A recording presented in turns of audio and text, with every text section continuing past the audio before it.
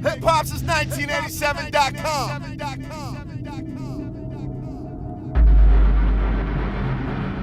Yo, it's your boy Steady Stills from Hip Hop Since 1987. Make sure you check out my show, The Steady Stills Show, Thursday nights from 7 o'clock to 9 o'clock. Make sure you check us out on our website, YouTube, Instagram, Facebook, at Twitter, at Hip Hop Since 1987. I got a special interview, special guest with me all the way out from Albuquerque, New Mexico. Shout out to my guy, Dremon, in the building. Talk to me, bro. What up, man? How you doing, man? Doing good, man. So let's start with your artist name. So it's not Dremon like the basketball player. Nah, not Dremon. It's Dremon, right? Dremon, yeah. Okay. How did we come about with that name? It's my middle name. That's your middle name, okay. Middle name, want to be original with it. Just kind of keep it there, so that's what it is. Yeah, it's unique. It's not like you're young Dremon or little Dremon. You know what I mean? Like, kind of how it be nowadays, right? So yeah. When did you start getting into the music industry, like making records and getting into that point? At what age? I want to say around 12, 13. That's when, just with the love of music in general before even necessarily doing it, you know what I mean? And then just all the stuff that was coming out there in R&B, hip-hop, pop, all of the stuff, I just really feel it. Like, it's definitely a thing that I guess you could say runs in the family. We're music lovers. Okay. What are some of the inspirations that you had early on when you were listening to music that kind of made you want to make music? I was a huge Michael Jackson fanatic as a kid, like all the way up. Like that's my guy right there. 50 Cent, Jay-Z. I was really huge on the Nelly wave, definitely when it came through. Usher, just to name a few, for that mixture between hip hop, R&B, hip hop. Okay. What did it feel like when you made that first record and people were like, "This shit fire"? For me, I guess the record you could say for me that's done that is Gravity, produced by Mike C. And that's the record to where everybody just felt it, but even you felt it just from when you heard the beat itself. You know what I mean? Like, it was one of those ones to where you already knew what you were going to say to or what you're going to put, because it just felt that good to you. With everything that's going on currently, this Corona crisis impacting everybody globally, right? Let's first talk about the mental standpoint, the creative standpoint.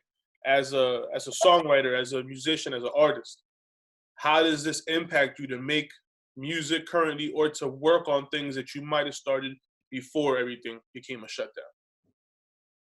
It gives you time. It gives you time to refocus. It gives you time to really refocus from life decisions, what you want to do here, and then it helps you get back into your vibe. The whole world stops pretty much during something like this, so it gives you time to really hone in and get back to your craft, to get back to your happy place.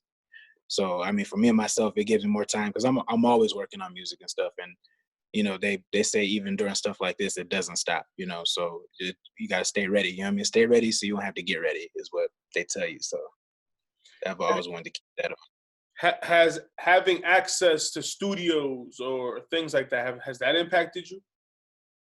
Oh yeah, but only to a certain sense. It gives you more time for the writing and the preparing process instead of versus being in there and laying it down on the spot.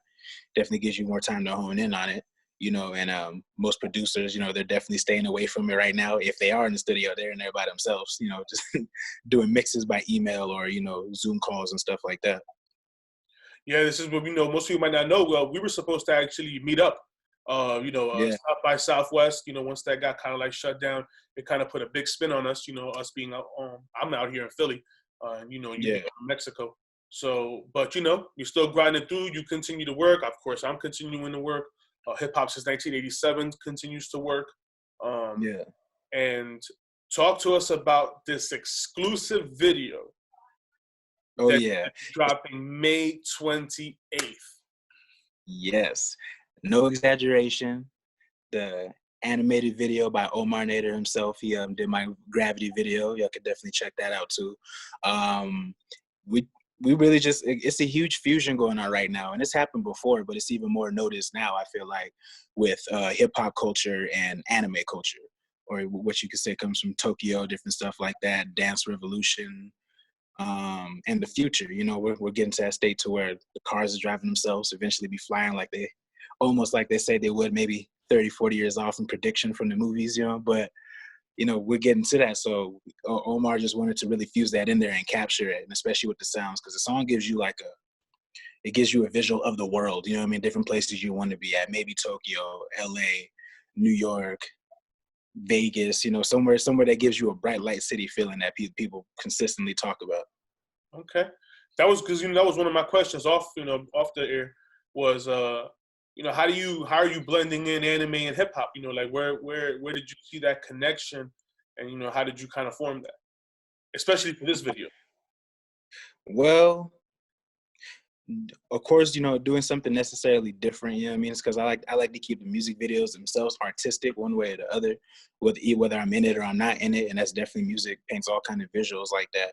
But that's always been a relationship. It's just not now more. You know what I mean? You hear people talk about you know, their favorite things from anime like Dragon Ball Z or Bleach or different ones like that. You know what I mean? So where it's always been in that relation, but it's more shined on now, especially with the internet, social media, and how stuff is. So you definitely see the two coming together. You've seen a couple other music videos. Some people were ahead of their time, and especially you see it more now, especially like Lil Uzi Vert. I remember some of the 50 Cent ones, which are more the 3D ones and stuff. But you know, so it's definitely coming back tenfold. Yeah, I mean, I also remember, you know, creative videos like from Missy Elliott, creative videos from like Ludacris, creative videos Yeah. like that. They would just always use different type of animations, maybe not Japanese anime, but just animations in itself, to go along with the music that they were making. Where can they find your music at? You can follow me anywhere at Dremizzy, DREMIZZIE. You can find it on all platforms: Tidal, Apple Music, Spotify, YouTube, of course, Pandora, SoundCloud. You can find it anywhere at Dremizzy, Dremon, DREMON. And for the visuals, where do they find the visuals? YouTube. You can search Dremon, DremizzyTube, at Dremizzy. You know, you can find me anywhere at Dremizzy. Pretty much, that's my handle for it. Remember, you could also check out the link on our webpage and on our Instagram account at HipHopSince1987. We're going to have a link on there for Dre's upcoming video that he's dropping on the 28th. So make sure you check that out. Either on his page, you can come to us. We'll send you to him. Either or, you're still going to get the content either way. Exclusive, yeah, getting it. So, Hip-Hop 7. Who do you want to work with moving forward? Ooh. Man, there's so many artists and especially so many producers. If you had to pick one,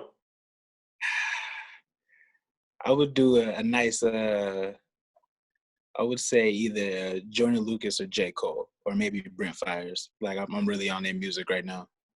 Okay. Music, Albuquerque, New Mexico. Yeah.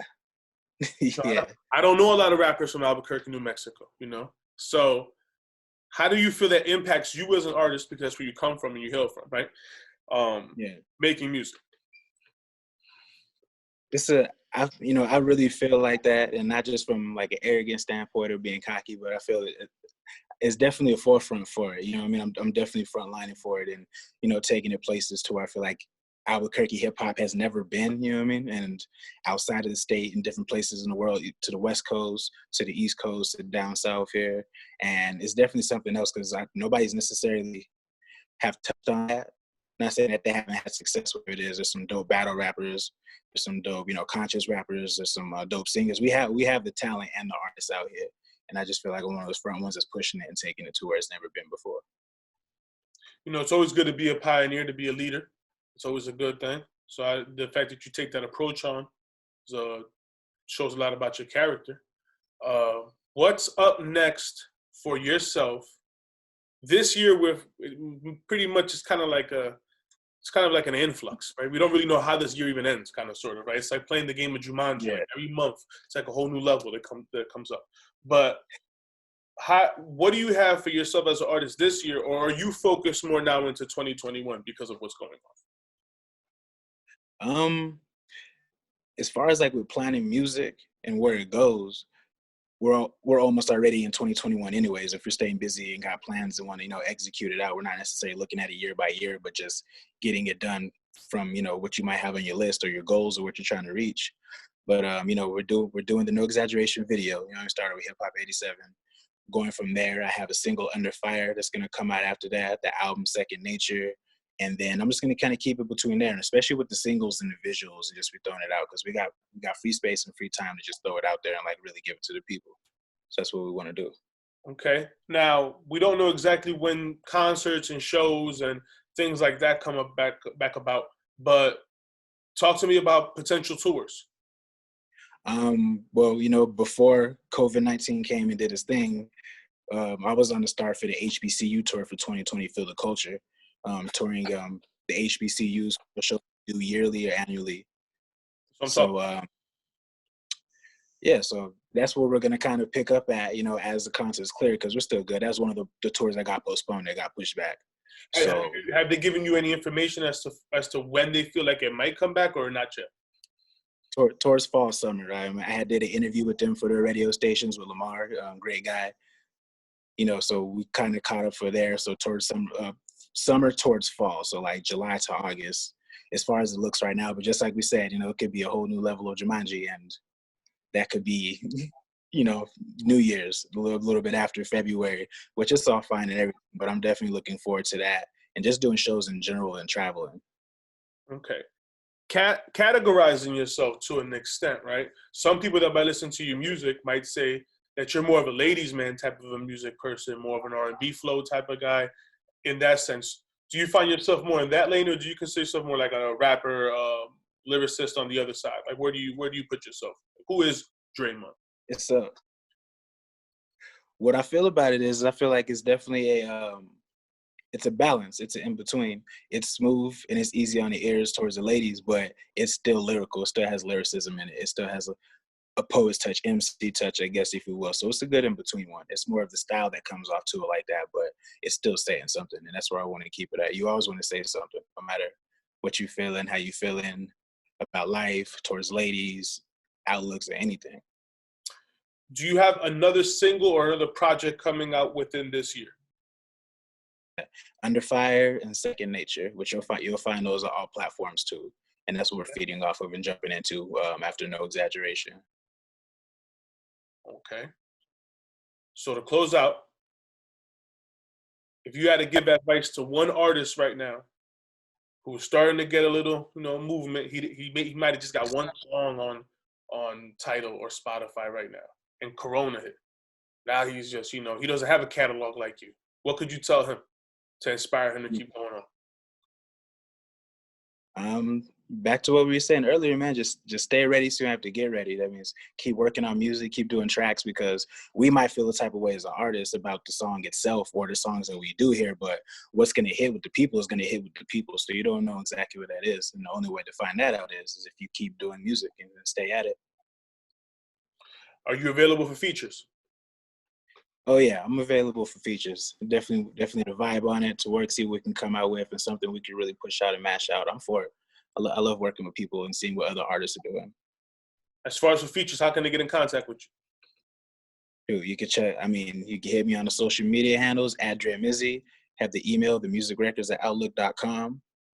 And pretty much just reach out to there. So I'll be on the move because I'm always traveling and on there, and we'll keep it posted. So you can get a hold of me one way or the other, or y'all can hit up Steady Stills. You know what I mean? Because I'll get it. That. Trust me. You know what I mean? That's also very, very, very true. You know, just hit me up and I'll get in touch with bro. Hopefully, when all this stuff gets squared away, man, you know, you can make a travel out here to Philly and we can get you in studio. Yeah. And you can get you inside. Maybe we can get you on the show. One of the potentially, if you could, you know, schedule it or do it some sort of way correctly. But you know, like I said, Steady Stills from Hip Hop Since 1987. Steady Stills show Thursday nights from 7 to 9. Make sure you check that out. Remember to check us out on the website, Instagram, Facebook, Twitter, YouTube, the whole nine at HipHop Since 1987. And make sure you follow my guy right here at Dre Mizzle on the gram. And make sure you wait and check out his upcoming release, the 28th of May. No exaggeration. It's crazy. It's crazy. Yes, it is, man. I'm looking forward to it. We definitely got to do it, man.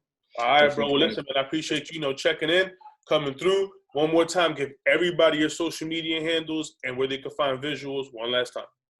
Got you. Yo, y'all can check me out, Dremon, at Dremizzy, DREMIZZIE, all handles. You can check me on all platforms, Tidal, Spotify, Apple Music. Check me out on YouTube. That's where the video is going to be premiering at with HipHop87. So y'all check it out over there at Dremizzy. Y'all get at me, man. And y'all, thanks for having me. Appreciate the love, man. I'm looking forward to it again. All right, we out. Bam. HipHopSince1987.com.